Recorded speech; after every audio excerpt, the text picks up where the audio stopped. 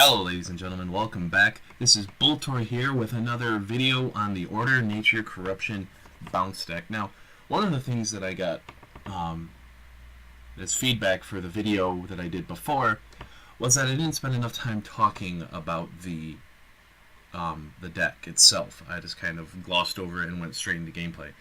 Now, gameplay videos are going to be a little delayed because I'm currently in a situation where the software I'm using to record these videos only allows me to do 10 minutes at a time, whereas other videos would take much longer than 10 minutes. You know, you can't control how long a game takes, and I would hate for a video to get cut short or cut in half because the software doesn't work. So in the meantime, I'll be doing deck spotlight videos, deck discussion videos, and some other shorter videos as I try and figure out what the situation with my software is going to be. Now, I decided to discuss this a little further because this could be a video that I could do in under 10 minutes, and I wanted to talk about it and address some of the questions that I had gotten about this deck. While I am not EpsilonDawn, the original author of the deck, I can kind of figure out some of the things and answer some of the questions. I obviously can't comment as to what EpsilonDawn was thinking when he made the deck, but here's at least my spin on it. And since the last video, I did manage to acquire another copy of Path of Transcendence, so this deck is built card for card as EpsilonDawn had posted on the database, which again I'll put a link in the description below. So I wanted to take some time and actually kind of talk about the deck and every single card and what that does and everything. We'll start, of course, with the hero of the deck. Neva, Child of the Forest, as opposed to the other Neva. I feel this card is in the deck primarily because of her ability. Giving creatures you play Swift the turn you play them is a big deal in this deck, especially since you're bouncing creatures back to your hand and then playing them again.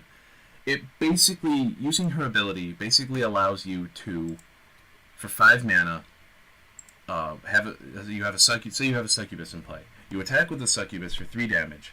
You bounce it back to your hand for 1 mana, using either the Tornado Outbreak or the Enchanted Spring.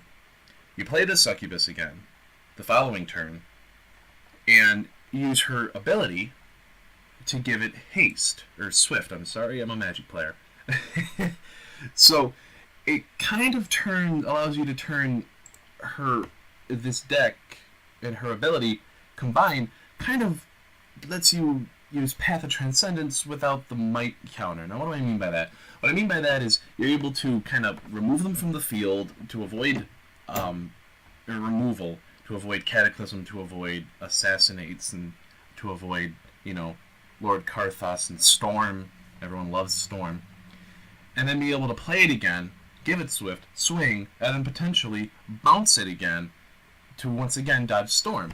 Now, this deck can counter Storm. You kind of got to have the right cards in hand. You kind of got to have a decent opener. But then again, that's just about true for any of the decks when they're up against Vamp Lamp or Storm Lamp or whatever you want to call them. So let's dive a little further into the deck. We'll first start with the creatures. Jungle Death Trap is a card that I hadn't originally given a whole lot of thought when I first read it, but after playing it, it really shines. I mean, it's kind of easy to bait out. Like, for instance, if you're playing Rage Rush and you've got, say, a Flame Serpent in hand. Flame Serpent does die to Jungle Death Trap. It is level 2 or less.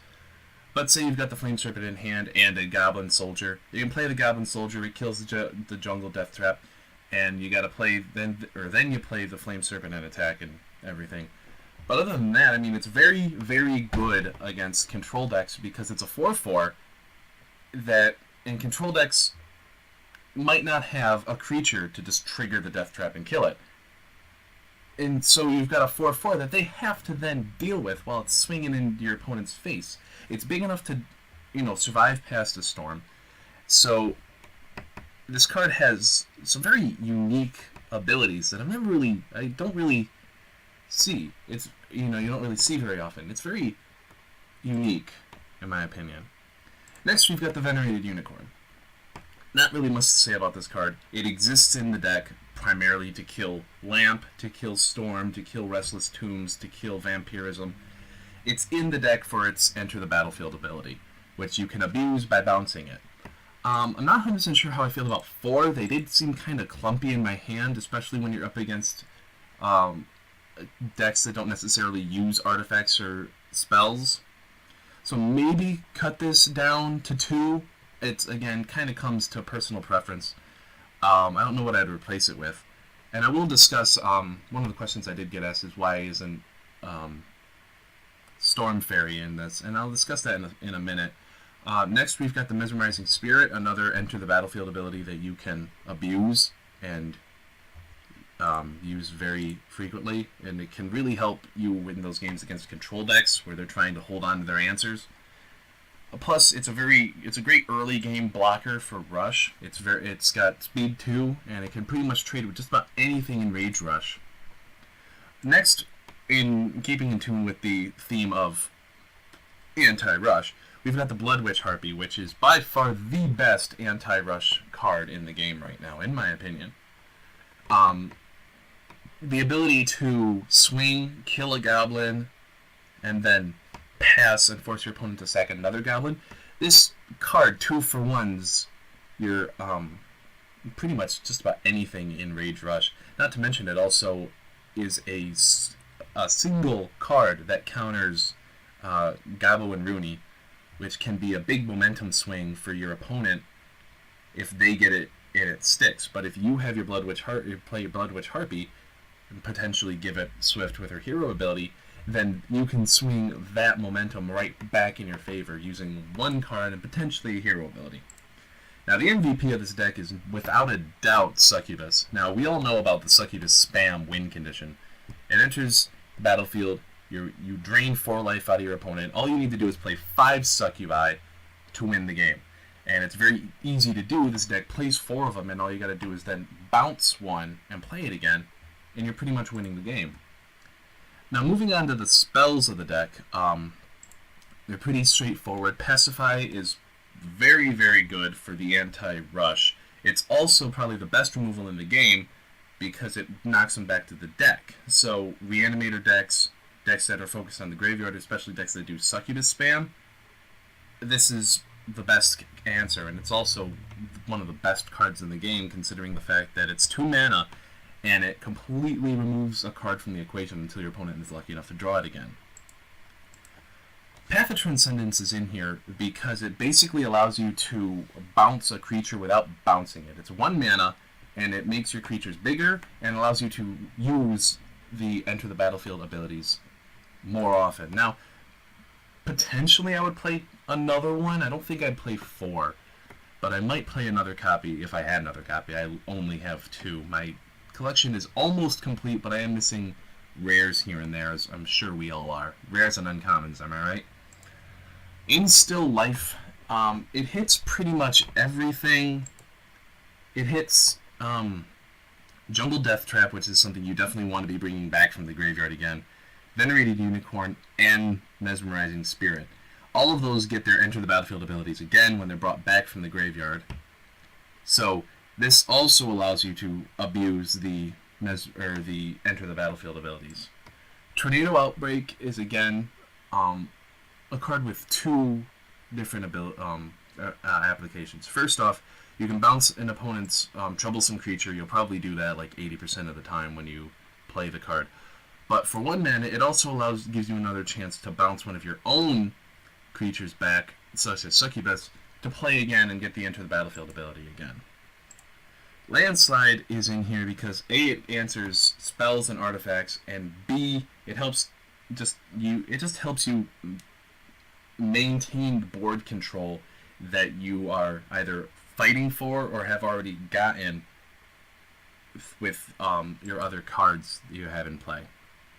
Lastly, Restless Tombs. Now, this also serves 2 functions. One, it allows you to start pumping out cheap blockers, cheap, dudes that just try to overwhelm your opponent. This card pretty much speaks for itself as a win condition. But it also works in Sorry about that, guys and gals. Like I had mentioned before, I have a 10-minute limit, and I hit the 10-minute limit. I should probably get a stopwatch or something, but we're just going to dive right back into it. Restless Tombs also works in concert with Blood Witch Harpy by helping you ramp. And what I mean by ramp? Ramp means that you get extra mana faster than you normally would.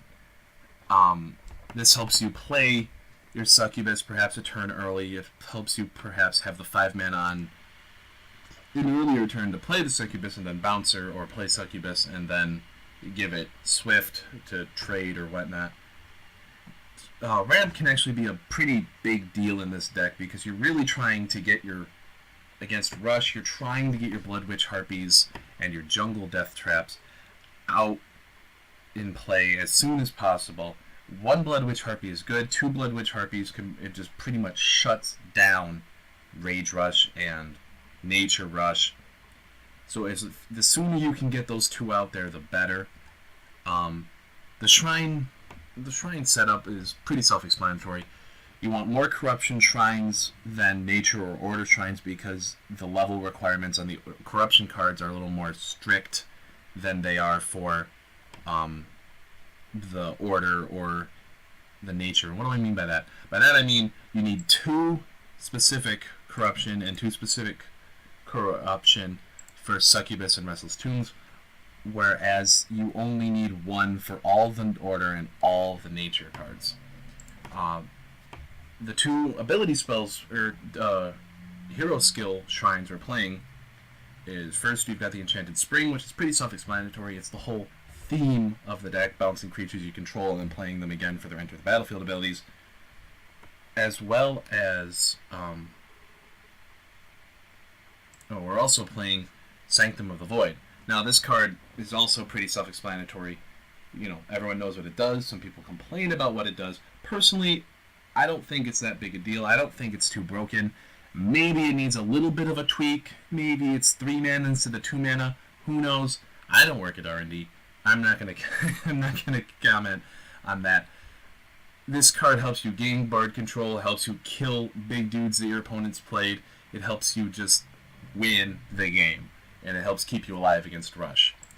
And that's gonna do it for me, guys. I hope you enjoyed this video. If you did, please subscribe, please comment, please thumbs up the video. It really helps get the video out there. It helps make it more popular, and more people will see it. More people who see it will want to play Spellweaver. More people who play Spellweaver means that we get more people in the game. The game becomes popular. The game gets better, you know. So support the video. And that's going to do it for me tonight, guys. May the cards rise to meet you, and bring good RNG to your enemies' enemies.